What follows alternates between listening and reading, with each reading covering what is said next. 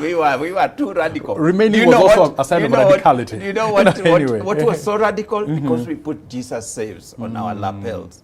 Because we carried the guitar, the things of this world. You know, that now you even look at that and you say, what was the hula baloo? You know? Yeah. So young people have always been radical. I never thought I would live to be to the day that I would think that young people are radical, because I was the young person who was radical in my time. So on the positive side, that radicalness, that pushing of boundaries is not bad. God is still working in that process, doing his thing. I was listening to, I was in a conference, Alpha conference, where they were doing some training on the transformation of church. And Nicky Gamble, who is the leader of this Alpha movement, read a letter. And he read this letter that was written by a congregant to his pastor. And he said, Pastor, she said, it was a lady, I could hardly sit in church today. What kind of song was that? How can the choir sing such a song that is so worldly, you know, that is so irreverent to God, and does not take into perspective who God is? Treating God as if he is one of us. You know, and he was reading this letter and he said, this is a real letter that is from the archives. Do you know what song they were talking about? What a friend we have in Jesus. When it was first sung, it was a radical. Oh. How do you call God a friend? You know? How? God is hallowed. Yes, holy. How do you? So this congregant was so mad that we are losing it now. When we start calling God friend, we are losing it. So when he was reading it, we were thinking, this must have been a really bad thing. So I'm already thinking about some songs that could have been. Did the choir sing this? Did the choir sing these other songs? Yeah. You know? So the problem that we have as a Christian community is that we box God into a space, so that in our generation, this is how God operates. So any person who does not operate in the same sphere, we feel they are radical, they are out of that, and so on. So on the positive side for me, I think that radicalness is important, is good. There's a group that recently just formed, a music group of young people generally. It's called the Maverick City. I don't know whether you have listened to them. And they just do worship. And they come in as a crowd during this COVID-19 season. And what amazes me about this group, which started very small but is growing, is that they are a total mix that you never see in America.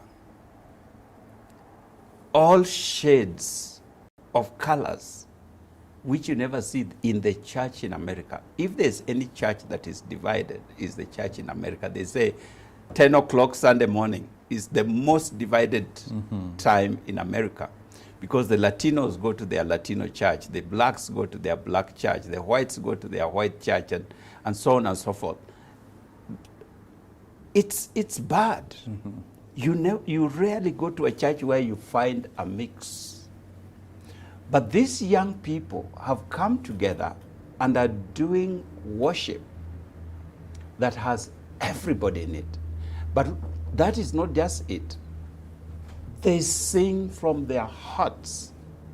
I mean, when you see them crying and worshiping God, and just last night I was watching one of the videos that they've just put out about 2-3 days ago.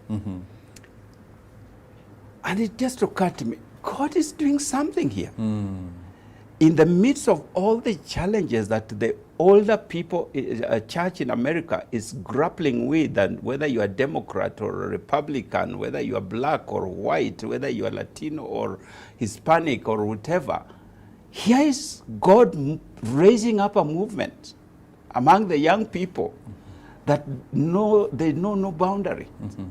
And they are radical. I mean, they are tattooed all over. They are braided hair for the men, and they have earrings, and they have all kinds of things. But you see a love and passion in their hearts that you cannot run away from. God is doing something. So on the positive side, I think that radicalness of the young people is good, because it helps us to push boundaries. It helps us to rethink church. It helps us to consider how we should do ministry and what faith is all about. But on the negative side of it is that the church, and I am a church leader, having been active one, and now a retired one. So I speak in that space as I speak to myself. We have not done enough to incorporate a relevant ministry for young people. So this is something that I've told even when in my final speech to the church. I said this is an area of weakness.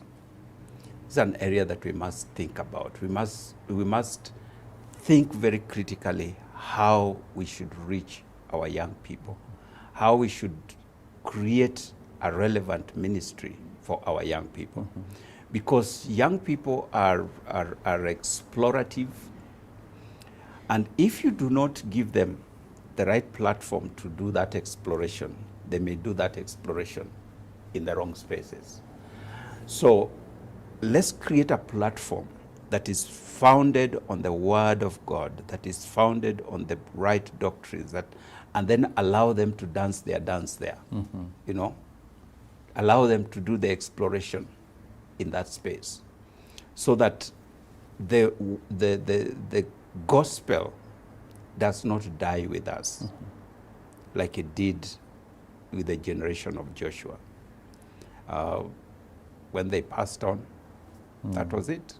So that is scary. Okay. That as a Christian community, we have not done well in our ministry to young people. If there's a weakness, that is it. Yeah. So that's an acknowledgement there that there's still a lot to do with young people. Now, plenty. Just looping your conversation. Yes. About new frontiers. Yes. One of the things that you cited was that technology, the global space, is definitely the new frontier with all its methods of mission. Now, here are young people, on the other hand, just thinking that they would be really good, a good lot, to lead this frontier of mission, because they are growing in a zone of technology, in a zone of no walls, Yes. And so in terms of frontiers, which the church can gladly, have young people lead, because there's a big gap there in terms of young people and what they are leading. That would be definitely something that the church may want to consider, just looping into your conversation. Now, let's move to church and, and state and government. And definitely you've had some wonderful opportunities, visible opportunities to to engage with government. And let's stay with the Jubilee government and the name Jubilee. If we remember clearly, it has a spiritual connotation itself. Of course, it's become political, people have forgotten it, but it had a spiritual connotation to it, number one. Number two is that the president, Uhuru Kenyatta, and the deputy, William Ruto, were an unlikely match in terms of leading this government. And they did. Like, it's a miracle. It was almost an impossible thing to imagine, a miracle right there. And now also, when they were beginning this Jubilee government, they knelt down before God, in front of the whole world. And I remember you were there, And now, looking at that moment, it looked like a fantastic, a new dawn, political, spiritual, everything that, the country would think about as hopeful. It looked that way. But let's look at where we are now. And the question is, Bishop, did that moment mean anything? Yes, that moment meant a lot. Some people have asked, was that just, what can I call it, drama? Or was it real? If these people knelt before God, why is it not going the way it should have gone, and so on? Let me bring two perspectives to God's act in human affairs, whether at individual, at family, at a nation, community. There are two ways, in my view, that God acts on our behalf. One is man reaching out to God. I, as an individual, have personal desires, personal ambitions, and so on, the things that I would want God to do for me. I, as a family, as church, as a nation, we have these dreams, these desires that we would want. And we come with sincerity before God. And they are within the will of God. So it is not something that you're asking that is contrary to the purposes of God. So you come with sincerity and ask God to do this for us. And God responds to the desires of man. God will meet you at the point of your need, if we put it that way. When you come to him with sincerity, Lord, this is what I'm looking for, this is what I desire, and it is within his will, he comes through. So that is one way that God acts in human affairs, whether at an individual level, at a family level, at a national level, whichever place. And the other way that God acts in human affairs is God bringing his will and purpose to bear on the purposes or in the affairs of man. So that he comes and, I don't want to use impose, but let me use it for that purpose, imposes his will upon you irrespective of what you are doing. So that if you are Abraham, he comes to you and says, leave your place, I'm taking you somewhere. And that's it. That is his plan. Now, the one is a desire of man with his promises. Lord, if you do this for me, I will not fast for 40 days. I will go to Timbuktu as a missionary. You have had those kinds of prayers, you know.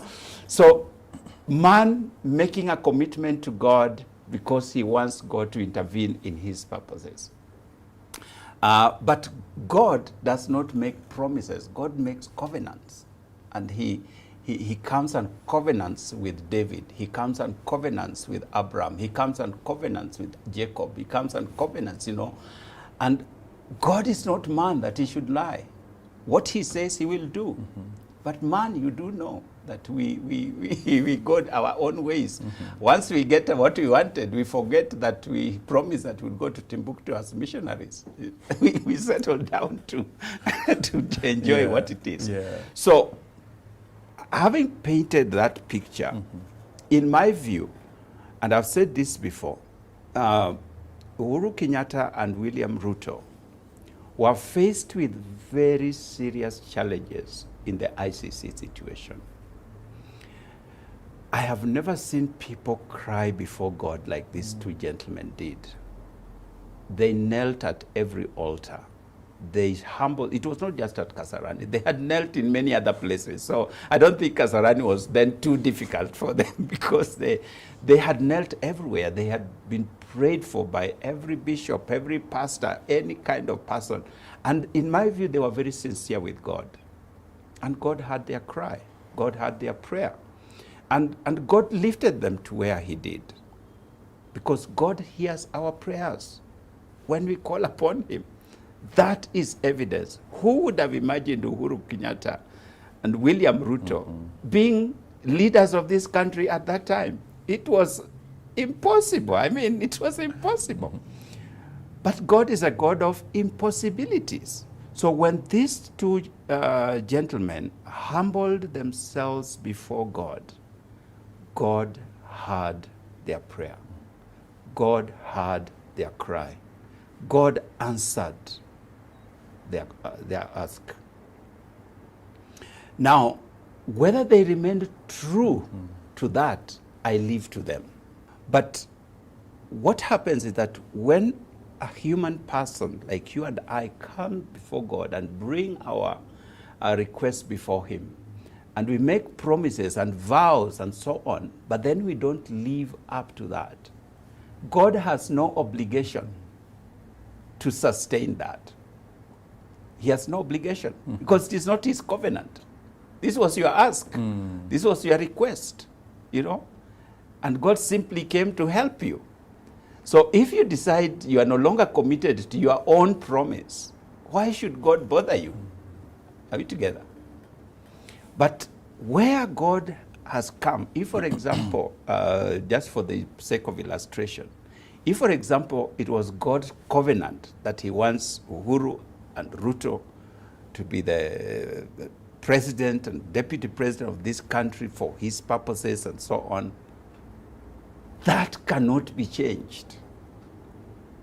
They may try to run away from it, but he will bring them back.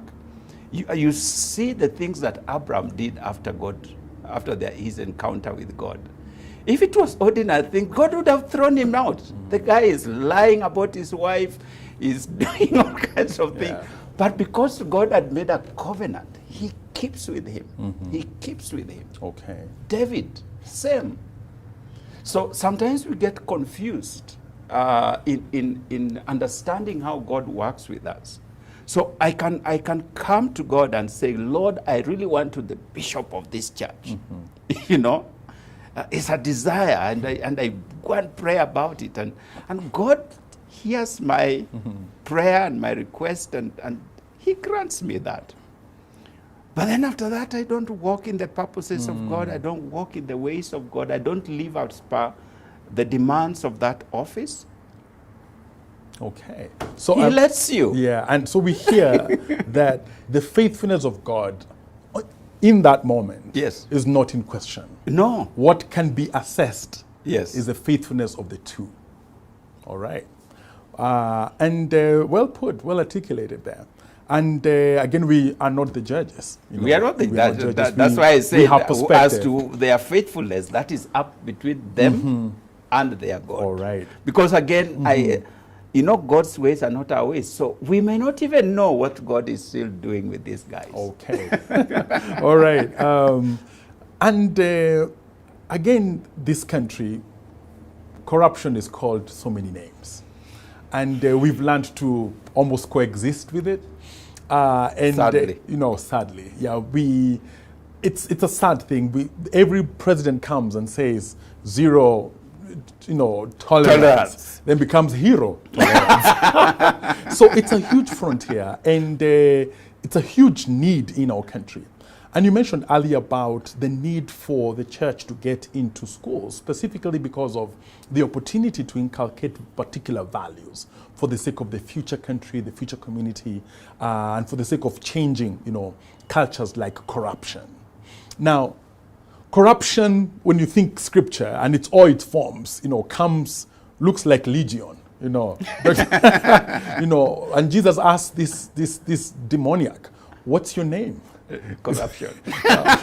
We are many. A lot of creativity in this evil, and here is one of the spaces, Bishop, where people would expect the church to confront this demon, and confront this demon, and in a way begin to show pockets of conquest, because if there's a place that the church can help this country, one of those spaces is in dealing with this demon this demoniac, this legion of corruption. But the church seems to be actually a bit also infected, infected by pieces of the demoniac. Yes. So it's almost a situation whereby there's a big legion and a small legioness. Yeah. And so and we expect this legioness to cast out the big one. And so what's going on there? But that's a very interesting, question and illustration. I think there are two things. If you read the scriptures, particularly the Old Testament, and the role of the prophet and the priest, the prophet and the priest, their task, particularly the prophet, was to point out the evils that were in society. It was not their role to remove the evils of society. The leaders of society, in this case the kings, has that responsibility. In God's government, there are those three offices. There's the priest, there's the prophet, and there's the king. All these people, to use today's language, are men of God. They are emojis. President Kenyatta is as much a man of God, a servant of God, a minister of God, like Bishop whoever. Because he has a responsibility under God to manage this country in a godly way. He's a representative of God in terms of governance. And therefore, he has that responsibility for which he will be taken to account when his time comes. What did you do? We see that throughout the scriptures in terms of the leadership that was there. So the prophet was the voice of God to point out the evils and the ills in society, so that the king, if he did not know, can rise and do something about it. It was not the work of the prophet to go and right the evils. No. It was the work of the king To do that. So, having said that, is the prophet doing his job in Kenya? I would say to a large extent, yes. The voice condemning corruption, the voice pointing out to the evils of society is there. So it is not for lack of knowledge that corruption continues in this country. No one can say, oh, we didn't know this was wrong, you know. So not at all. Every person in governance knows that corruption is wrong. The president himself, without any prodding, told us this country loses 2 billion per day, not per year. What a confession. Yeah. It is not the role of the church leader. It is not the role of the prophet or the priest to deal with that 2 billion. It is the role of the king. It is that their responsibility, because they have been given instruments of power. The Bible says the king holds the sword not for no reason. Yeah. And the president was given a sword. It was not for keeping in State House. It was to chop knocks and make sure that corrupt guys are gone. So it is very unfortunate that we have got to that space or that place where we have tolerated evil, we have tolerated wrong, we have tolerated corruption. And as I say, it is very sad. So I do not know that we have the task of exorcising the legion of corruption. We have the task of pointing out that there's something here. And there are people, I was going to say they are guys, there are people who have been given... Even guys is okay. who have been given all the instruments to deal with that situation. Last night I was actually thinking, I was very, very saddened. The number of women in particular who have been killed in the last 1-2 years. Very, very, let me say, innocent girls and women. And people are arrested, people are brought to court, and people are let free. In fact, what I'm thinking right now is that, did we get ourselves a constitution that is evil? And I think so.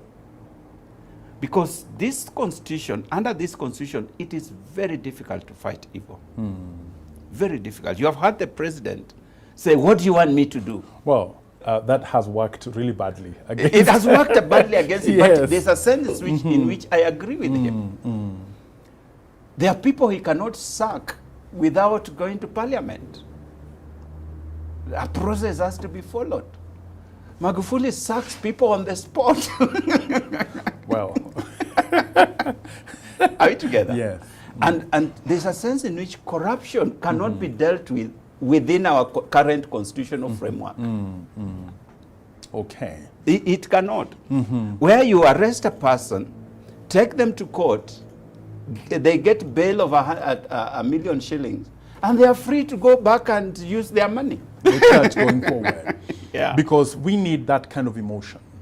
Not a settled emotion, not a comfortable emotion, but we need the angry emotion going forward. Yeah. For us to be rattled and for us to be shaken to realize that, hey, you are church, and you represent Jesus, and you have the power of the resurrection at work within you. Let's see it. Let's see it. So that's why I say anger is a good place to end this conversation, because it Maybe it is not a very good place. It sets the tone for us to keep envisioning. Pastor, you know that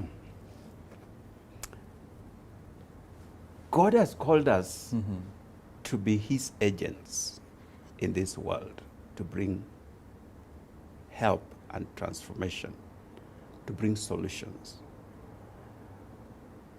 He said, when I bring pestilence, when I shut, if my people who are called by my name humble themselves, turn from their wicked ways, and call, I will hear from holy heaven. It's very little that you hear of that. My WhatsApp is packed with conspiracy theories. Bishop, have you seen this? Bishop, have you read this? Watch this clip. My friend, how is this going to help me? Okay, then, suppose then this thing is a one world order, is a 666. So what then? What are we going to do as church? Tell me then what I'm supposed to do. That is what makes me angry. Okay. Bishop, thank you so much. Thank you. This has been very insightful.